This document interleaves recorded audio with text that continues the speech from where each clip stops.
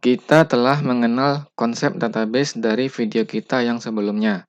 Sekarang, kita akan mempraktikkannya dengan menggunakan MySQL yang telah ada di dalam paket instalasi SAM.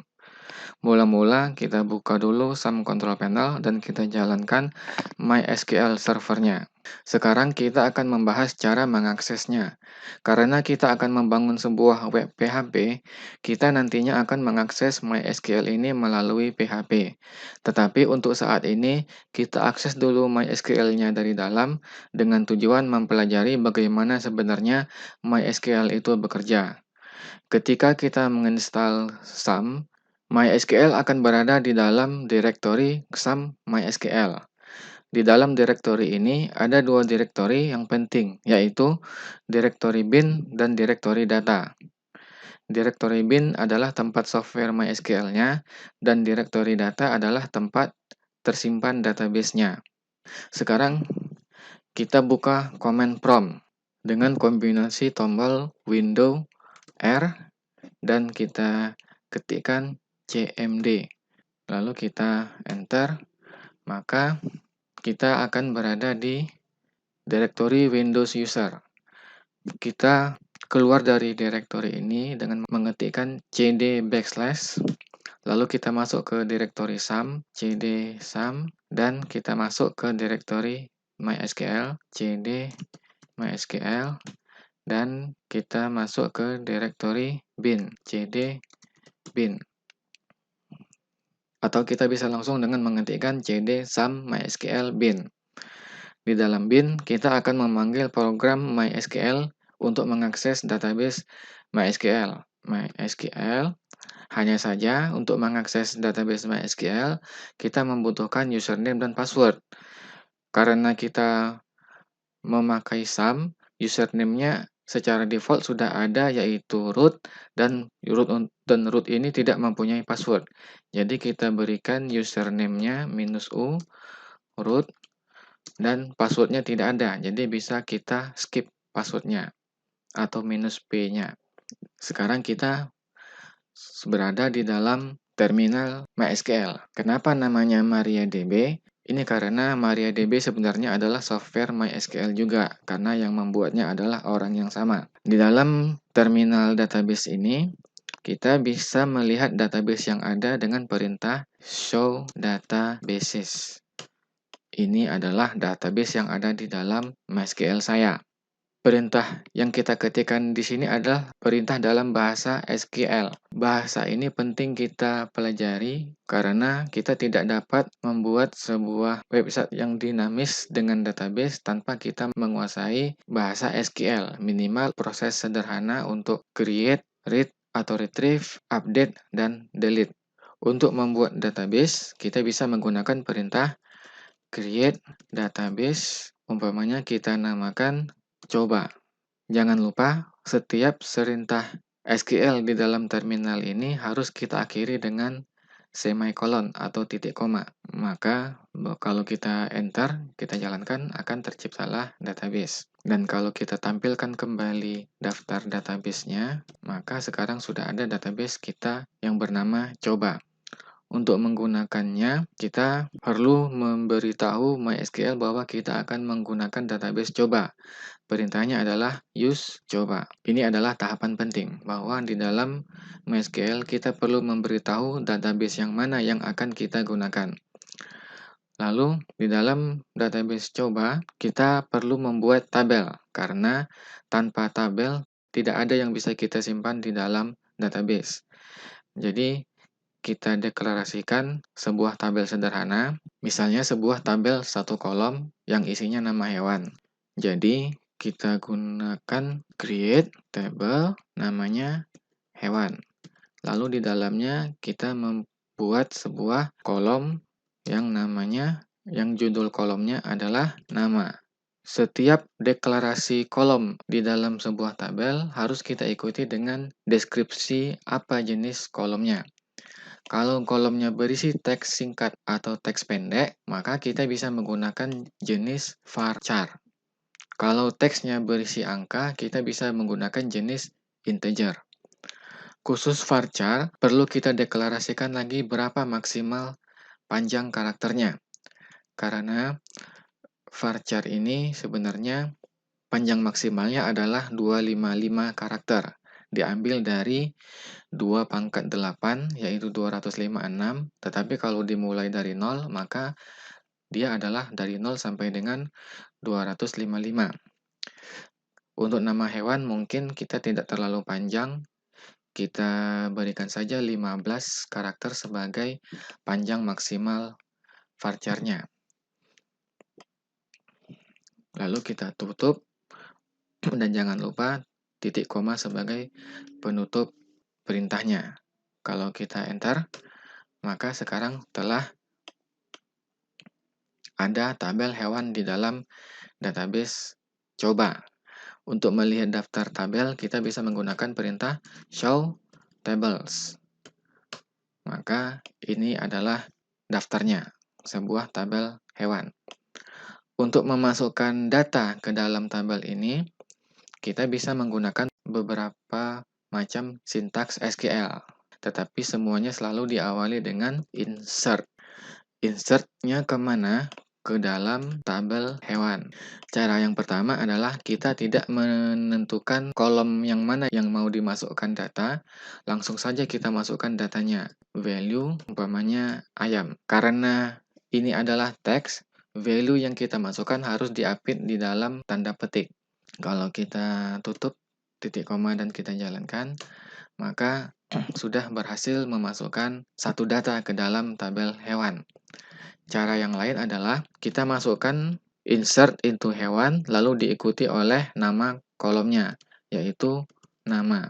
Dan selanjutnya adalah sama, kita gunakan value, lalu buka kurung, lalu diikuti oleh tanda petik, dan nama hewannya adalah hewan. Data yang kedua adalah beruk, dan jalankan. Data kedua berhasil dimasukkan. Cara yang lainnya adalah kita bisa menggunakan perintah set. Insert into hewan, lalu set nama sama dengan umpamanya cacing. Jangan lupa usahakan nama kolom harus sesuai huruf besar dan huruf kecilnya pada waktu kita menggunakannya di dalam SQL. Kalau perintah ini kita jalankan, maka ini berhasil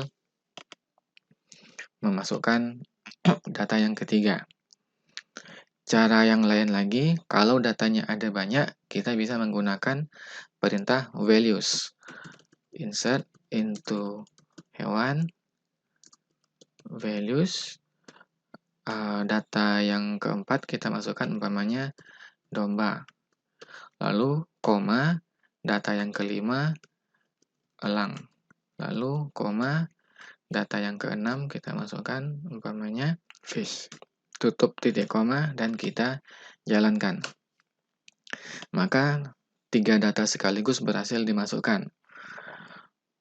Sekarang bagaimana melihat datanya? Untuk melihat data dari suatu tabel, kita menggunakan perintah select. Select, kalau kita ingin melihat semua data, kita gunakan bintang. Select bintang dari mana? Dari tabel hewan. Kalau ini saja yang kita jalankan, maka akan muncul semua data yang ada dalam hewan. Perintah select ini adalah perintah yang paling banyak cabang-cabangnya, karena disitulah kekuatan dari SQL. Umpamanya kita hanya ingin melihat 3 data saja, maka kita bisa menggunakan select bintang from hewan limit 0,3. Lalu kalau kita jalankan, maka akan muncul hanya 3 saja. Kalau kita mau membalikkan urutannya, kita bisa menggunakan select bintang from hewan order by nama descending. Descending artinya menurun. Lawan dari descending adalah ascending. Kalau ini kita jalankan, maka nama hewannya disusun berdasarkan huruf pertamanya, tetapi dalam keadaan descending. Seperti inilah kira-kira contoh SQL sederhana. Kita keluar dari sini dengan mengetikkan exit. Sekarang kita akan mengakses MySQL melalui web browser. Di dalam panel SAM Control Panel ada tombol admin di sebelah tombol Stop MySQL. Kita klik tombol ini untuk membuka aplikasi web yang bernama PHP MyAdmin. Ini adalah software manajemen database tetapi berbasis web. Gunanya membantu kita lebih mudah dalam mengakses database yang ada di dalam MySQL, jauh lebih mudah dibandingkan kita menggunakan terminal database yang tadi kita pergunakan. Kita lihat di sebelah kiri ada daftar database. Kalau kita klik database coba yang tadi telah kita gunakan, maka nampak ada tabel hewan di dalam database coba, dan kita klik tabel hewannya, maka akan terbuka datanya di tab Browse. Di tab Structure, kita bisa melihat strukturnya seperti yang tadi. Kembali ke tab Browse, ada satu hal yang perlu kita perhatikan ketika kita menggunakan PHP MyAdmin. Menu apapun yang kita klik di dalam interface PHP MyAdmin ini selalu akan menghasilkan kode SQL ketika dijalankan, dan kita bisa melihat kode SQL-nya seperti ini. Sekarang kita akan membuat database untuk web kita. Di dalam PHP MyAdmin, kita klik menu databases, lalu di dalamnya terdapat sebuah form inputan nama database. Kita berikan namanya kursus, dan kita biarkan settingannya default. Ini adalah settingan karakter setnya yang digunakan di dalam database ini. Di dalam komputer ada banyak karakter set yang digunakan dalam bahasa-bahasa yang berbeda di seluruh dunia. Kita biarkan settingan karakter general seperti ini dan kita klik tombol create. Maka sekarang kita telah menciptakan database kursus dan langsung kita masuk ke dalamnya. Ini sama seperti kita menggunakan perintah use kursus seandainya kita berada di dalam terminal database. Di dalam database kursus ini kita ciptakan sebuah tabel siswa.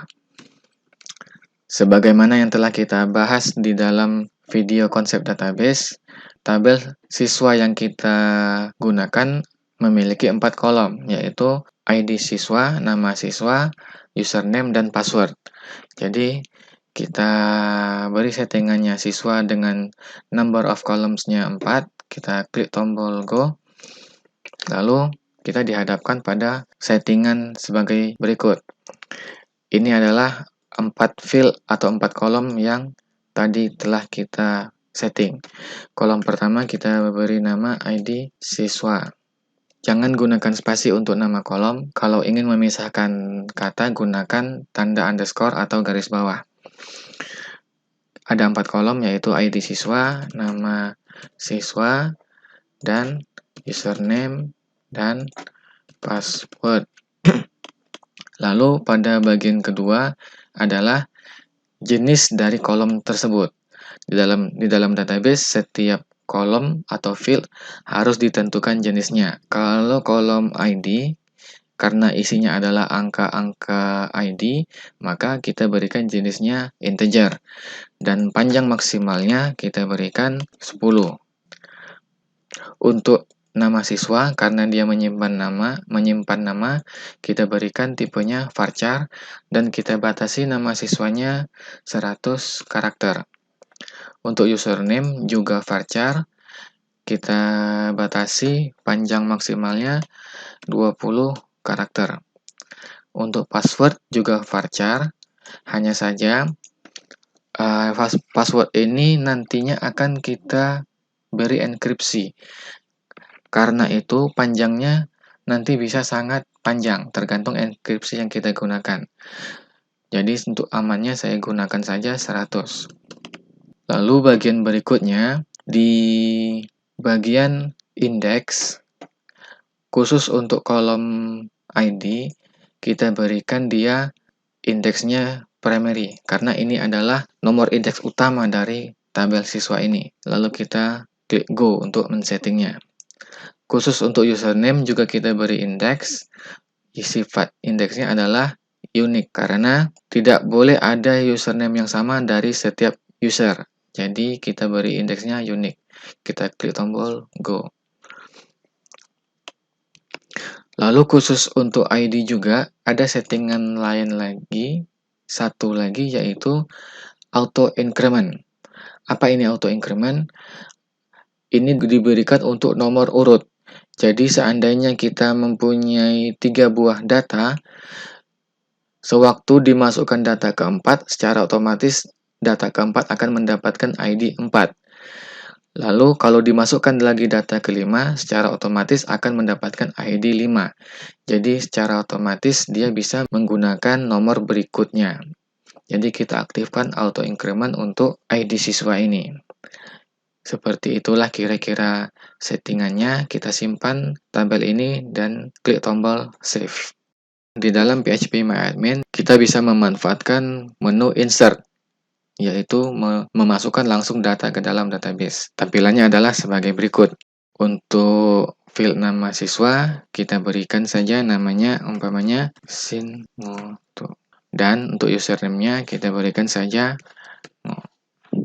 Tetapi karena akan menggunakan enkripsi, kita bisa langsung menerapkan enkripsi kita di sini. Kita pilih settingannya dari sebelah kiri di sini. Dari daftar yang ada, kita pilih enkripsi MD5.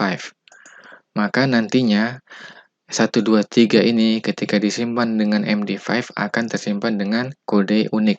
Kalau kita klik tombol Go, maka PHP-MyAdmin akan menjalankan perintah SQL ini dan berhasil tersimpan 1 buah data.